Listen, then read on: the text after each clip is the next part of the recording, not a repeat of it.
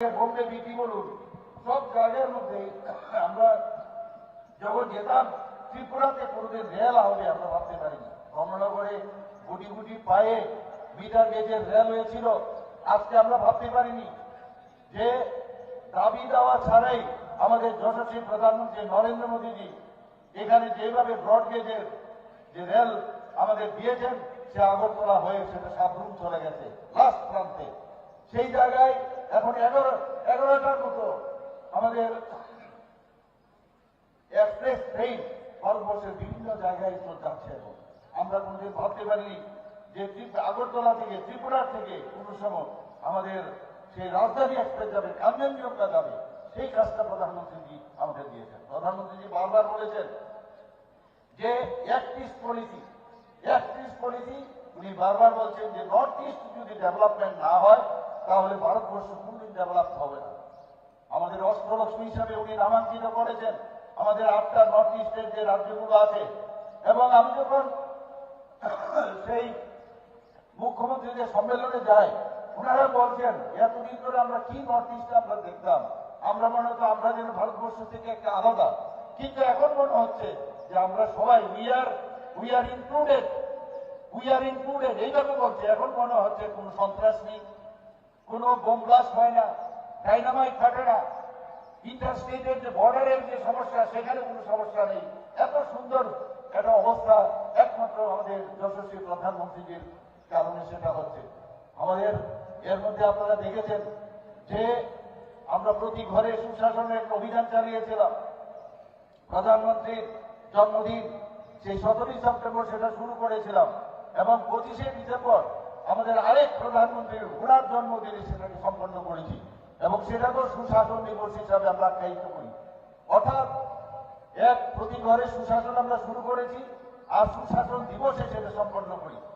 মানুষের কাছে 100% যে আমাদের বেনিফিশিয়ারি স্কিমগুলো আছে সেগুলো যাতে আমরা পৌঁছাতে পারি সেই বিষয়ে আমরা কাজ করেছি।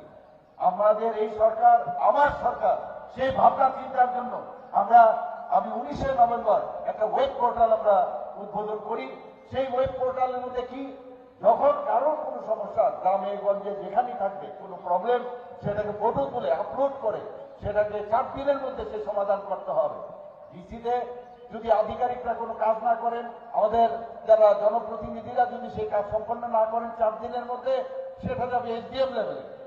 এসডিএম লেভেলে যদি শেষ না হয় তাহলে এটা ডিস্ট্রিক্ট ম্যাজিস্ট্রেটের লেভেলে যাবে, এবং কালার কোড করা আছে কখন এটা কমপ্লিট হয়েছে কিনা। যদি সেটা না হয় চিফ সেক্রেটারি এবং চিফ মিনিস্টারের লেভেলে হবে। তা আমরা চাই মানুষের জন্য, মানুষ যেন মানুষের আমরা জনপ্রতিনিধি হয়েছি ঠিকই, কিন্তু মানুষ থেকে আলাদা আমরা হতে চাই না। সেই কারণে এই যে এটা একটা ব্রিজের মতো কাজ করবে। বন্ধুগণ, আপনারা দেখেছেন সরকারি কর্মচারীদের কিভাবে চাঁদা ওঠাতো, সেই চাঁদার কালচার আমরা বন্ধ করে দিয়েছি। শুধু তাই না, আপনারা দেখেছেন যে আমার আগে আমার যে পূর্বসূরি মুখ্যমন্ত্রী ছিলেন বিপ্লব কুমার দেব, ওনার সময়ে এই সরকার প্রতিষ্ঠিত ভারতীয় জনতা পার্টি 2018-তে যখন প্রতিষ্ঠিত হয় 3% দিয়ে দেওয়া হয়েছিল, তারপরে 5% দেওয়া হয়েছে। এই দিয়ে নিয়ে কত রকমের কথা, কত রকমের আমরা সেই দাবি দেওয়ার কথা শুনেছি, কিন্তু দাবি আন্দোলন করার আগে এইবার 12% আমরা মোট 20% দিয়ে আমরা দিয়েছি সরকারি কর্মচারীদের। ওনারা ভাবতেও পারেননি, ভেবেছিল 2%, 3% বা 5% দেব। এখানে আমাদের যে ক্যান্ডিডেট এখান থেকে দাঁড় করিয়েছে আমাদের সবার প্রিয় যাদবলাল নাথবাবু, উনি বলছেন যে আমি নিশ্চিত যে উনি এখান থেকে নির্বাচিত হবেই হবে। কিন্তু উনি বলেছেন আমার কাছে গিয়ে আমার কাছে জোর করে বলবেন যে এটা দিতে হবে, না হলে যাবো না। আমি বলছি প্রধানমন্ত্রীজির এখানে যাওয়ার আগে সব পেয়ে যায়, আমিও উনি যাওয়ার আগে আপনাদের জন্য সব করে দেবো, এটুকু আমি বলে দিতে পারি। বন্ধুগণ, আপনাদের কাছে এখন বিরাট একটা পরীক্ষা। এতদিন এই কেন্দ্রে বহুদিন ধরে সিপিএম এর সেই আমাদের এমএলএ আপনারা বানিয়েছেন, এবার আপনাদের কাছে সুযোগ রয়েছে। উনাকে আমি বেশি কিছু বলবো না, যার জন্য আপনারা বসে আছেন আমাদের মাননীয় মুখ্যমন্ত্রী উত্তরপ্রদেশে, উনার বক্তব্য আপনারা শুনবেন। একটা কথা আপনাদের কাছে আবেদন রাখবো যে এই ত্রিপুরাকে যদি শ্রেষ্ঠ ত্রিপুরা বানাতে হয়, আপনি 16 তারিখ সকাল সকাল গিয়ে আপনারাও যাবেন, অন্যদেরকে বলবেন এই আঙ্গুলের তারিখে খালি ভারতীয় জনতা পার্টির যাদবলাল নাথকে খালি ভোটার টিপে দেবেন, এই চলবে, আর কিচ্ছু লাগবে না। এবং আমি নিশ্চিত যে আগামী দিন ভারতীয় জনতা পার্টির যে সরকার এখানে পুনঃপ্রতিষ্ঠিত হবে, কারণ ঘরে ঘরে ভোট টোট আমিও যাই, সব জায়গায় যায়, মানুষের চেহারা দেখলে বোঝা যায় যে আগামী দিন ভারতীয় জনতা পার্টি এবং প্রধানমন্ত্রী নরেন্দ্র মোদীজির উপর আস্থা রয়েছে এবং বিশ্বাস করেন। এবং আমি আগামী দিন এই ত্রিপুরাকে নেশামুক্ত ত্রিপুরা আমরা করব এবং আপনারা শুনে খুশি হবেন যে ত্রিপুরাতে আইন শৃঙ্খলা এবং জাতি জনজাতি তাদের মধ্যে যে ঐক্য সেটাকে আমরা সুদৃঢ় করব। বন্ধুগণ, আরেকটা পার্টি এখানে মথা, আপনারা সবাই জানেন। আমি মথার যে লিডার আছেন ওনাকে আমি প্রশ্ন করতে চাই, আপনি কি বললেন? আপনি কি বলেছেন? কি নিয়ে মানুষের কাছে গেছেন? পয়লা জাতি এরকম ইত্যাদি বলেছেন এতদিন ধরে। আপনি গ্রেটার ত্রিপুরাল্যান্ডের কথা বলেছেন। আমি বলছি এই গ্রেটার ত্রিপুরাল্যান্ড আমরা কোনদিন হতে দেব না, কোন অবস্থায় আমরা হতে যাব না। গ্রেটার ত্রিপুরাল্যান্ড আমরা চাই না। আমাদের কাছে ত্রিপুরাই যথেষ্ট। আমরা ত্রিপুরাকে উন্নতি করব, আমরা জনজাতিদের উন্নয়নের কথা বলবো। ভুলে যান এইসব কথা। আগে আপনার বাউন্ডারিটা বলুন, গ্রেটার ত্রিপুরাল্যান্ডের বাউন্ডারিটা কোথায়? একবার বলছেন বাংলাদেশে চলে গেছে, একবার বলছেন আসামের মধ্যে চলে গেছে, মিজোরামে চলে গেছে। আগে বাউন্ডারিটা দিয়ে আসুন, তারপর কথা বলুন। কাজে মিথ্যা প্রলোভন দেখিয়ে আমাদের জনজাতি ভাই বোনদের আপনি বিভ্রান্তি করবেন না। এই আপনার আজকের এখান থেকে ওনার কাছে আমি আবেদন করলাম এবং আমি জানি, আমি নিশ্চিত আগামী দিন এই খেল, এই ভানুমতির খেল আর এখানে চলবে না। বন্ধুগণ, সবাইকে এখানে আবার আমি আমার হার্দিক অভিনন্দন শুভেচ্ছা জানিয়ে আমি আমার বক্তব্য এখানে সমাপ্ত করলাম। বন্দে মাতরম, ভারত মাতা কি জয়। অসংখ্য ধন্যবাদ মাননীয় মুখ্যমন্ত্রী মহোদয়কে। এবারে বক্তব্য তুলে ধরার জন্য অনুরোধ রাখবো আমাদের উত্তরপ্রদেশের জনপ্রিয় মুখ্যমন্ত্রী যোগী আদিত্যনাথজি। ভারত মাতা কি, ভারত মাতা কি।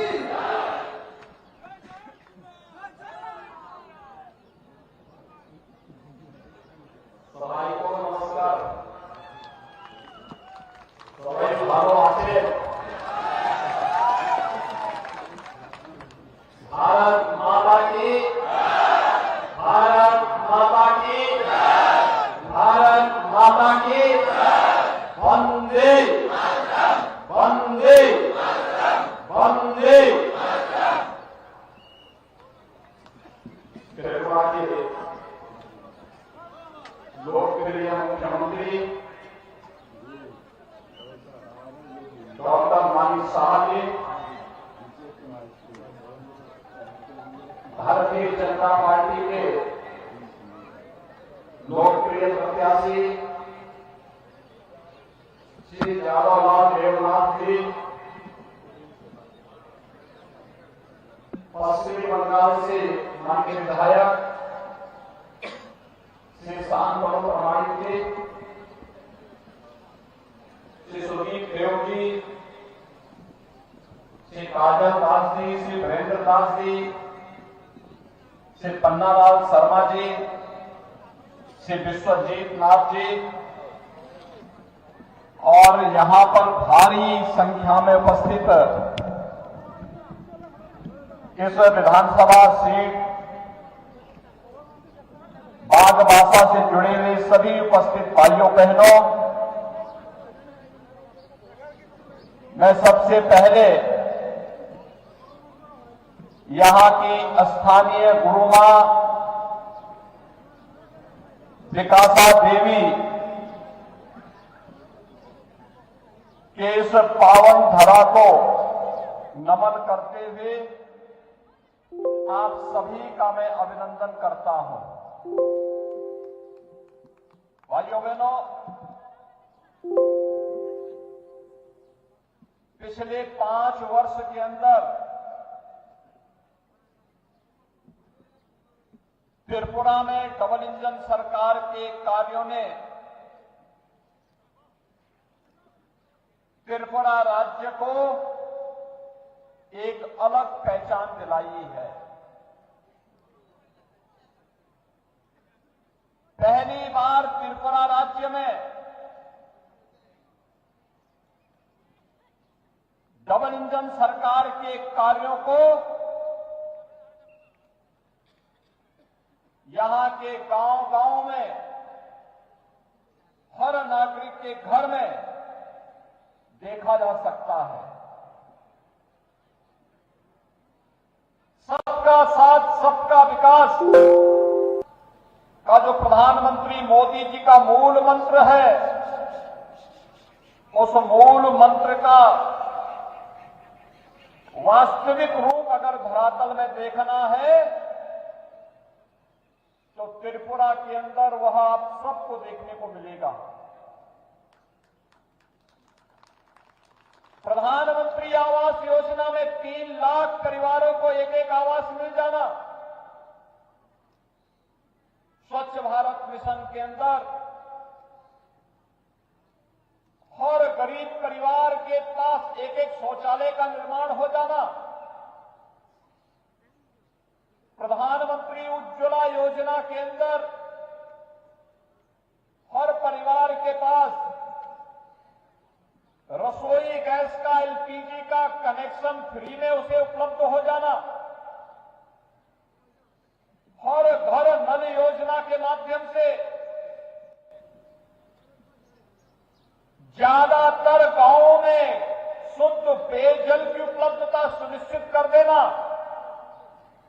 प्रधानमंत्री किसान सम्मान निधि का लाभ बिना भेदभाव के हर एक किसान को उपलब्ध करा देना, यह आयुष्मान भारत की योजना हो या फिर मनरेगा के अंदर मिलने वाला कार्य, आज वह बिना भेदभाव के त्रिपुरा के अंदर प्राप्त हो रहा है। और यही है सबका साथ, सबका विश्वास, सबका विकास, सबका विश्वास और सबका प्रयास। भाइयों बहनों, त्रिपुरा ने एक लंबे समय तक कम्युनिस्टों के कुशासन को देखा है, उनकी अराजकता को देखा है, उनकी गुंडागिर्दी को झेला है, उनके द्वारा त्रिपुरा के सामने जिस प्रकार का भीषण संकट खड़ा किया गया था, उसको त्रिपुरा के लोगों ने देखा है, झेला है। 5 वर्ष पहले तक ही कम्युनिस्टों का कुशासन त्रिपुरा के अंदर त्रिपुरा के नौजवानों को बेरोजगार बना रहा था, किसानों को बदहाल बना रहा था, माताओं और बहनों की सुरक्षा को खतरे में डाल रहा था।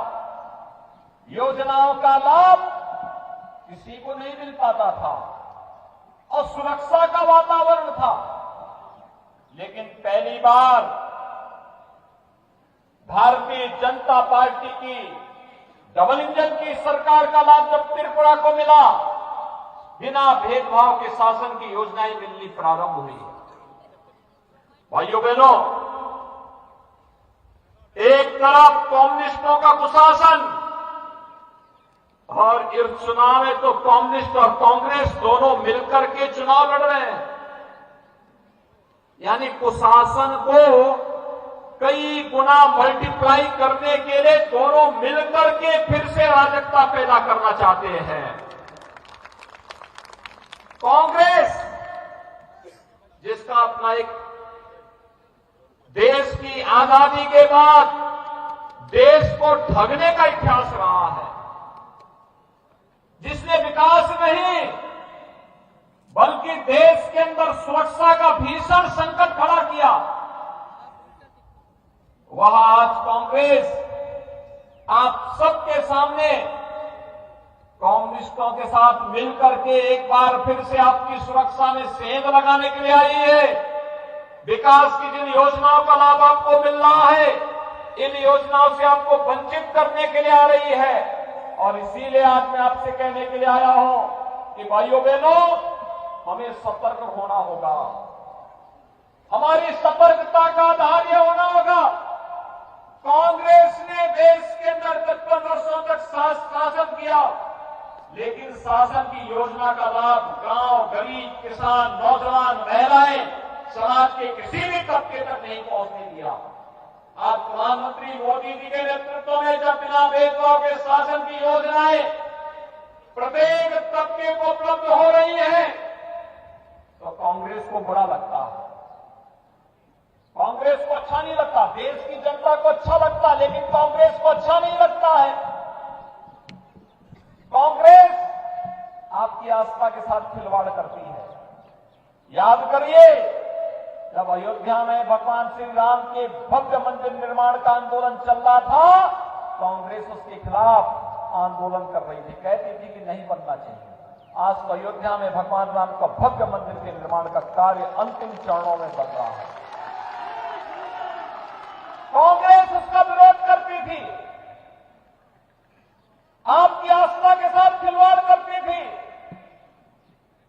कांग्रेस राम सेतु को तोड़ करके भगवान राम के अस्तित्व पर ही प्रश्न खड़ा कर रही थी, भगवान श्री कृष्ण के अस्तित्व पर ही प्रश्न खड़ा कर रही थी।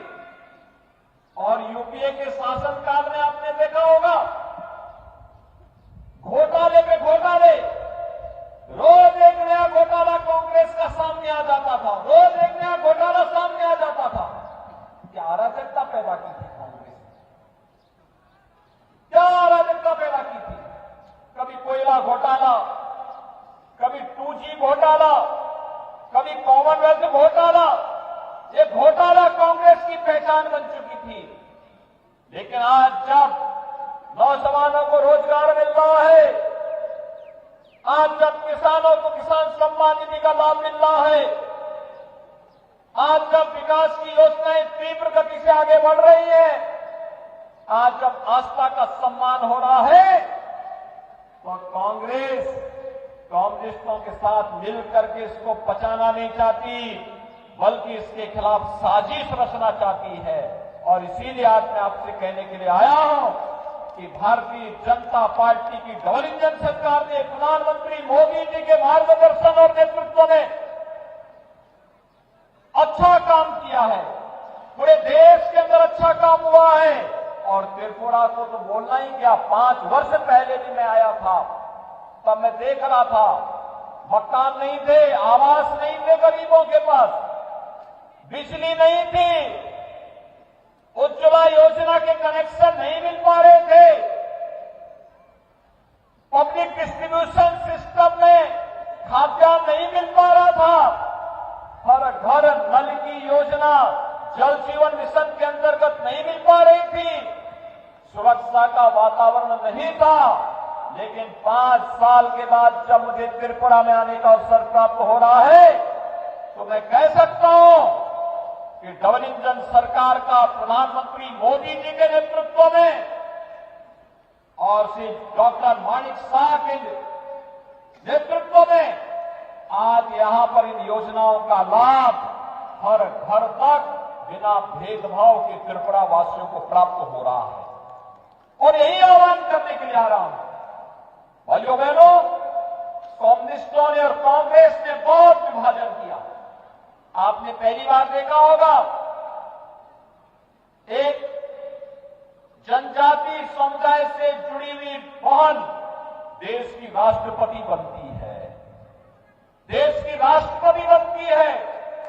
केंद्र सरकार में आपने देखा होगा, पूरी कैबिनेट में सबसे अधिक मंत्री ओबीसी समुदाय से जुड़े हुए हैं, उन्हें नेतृत्व दिया गया है, जिसके माध्यम से समाज का प्रतिनिधित्व कर सके और समाज को एक साथ मिलकर के हम लोग सबका साथ, सबका विकास, सबका विश्वास और सबके प्रयास की इन भावनाओं को आगे बढ़ा सके।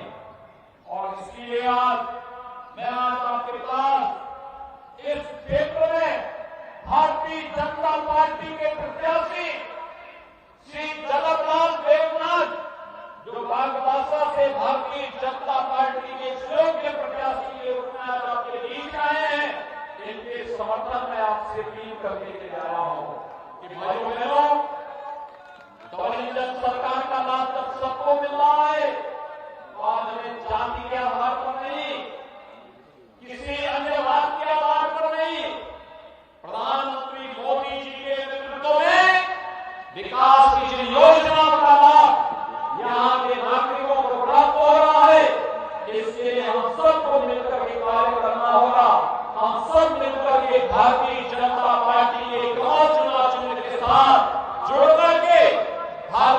जनता पार्टी के प्रत्याशी को जिताए, फिर से डॉलिंजन की सरकार बनाए और डॉलिंजन की सरकार आपको सुरक्षा मिलेगी, समृद्धि मिलेगी और विकास के पथ पर अग्रसर करेगी। ये अपील करते हुए आज मैं आपके बीच में आपसे अपील करने के आया हूं। मुझे पूरा विश्वास है कि बाघ भाषा से जुड़े हुए आप सभी उपस्थित मतदाता भाई और बहन भारतीय जनता पार्टी के उम्मीदवार श्री जगतलाल देवनाथ को भारी बहुमत से विजयी बनाएंगे। आप सभी सहमत हैं? श्री जगतलाल देवनाथ के लिए सहमत हैं सभी लोग?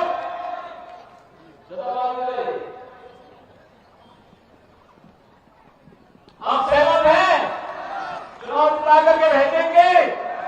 हर मतदाता 10-10 मतदाताओं को मतदान करने के लिए प्रेरित करेगा।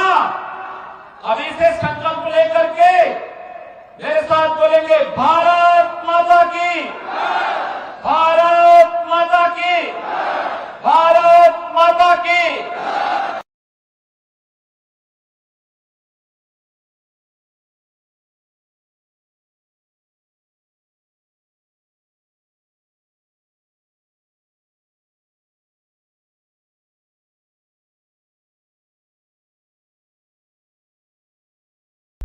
পঁচিশ বছরের কালো জমানা দুর্নীতির ফলে ত্রিপুরার স্বাস্থ্য পরিকাঠামো তলানিতে পৌঁছে গিয়েছিল, কিন্তু বর্তমান সরকার ত্রিপুরার স্বাস্থ্য ব্যবস্থা এনেছে উন্নয়নের জোয়ার।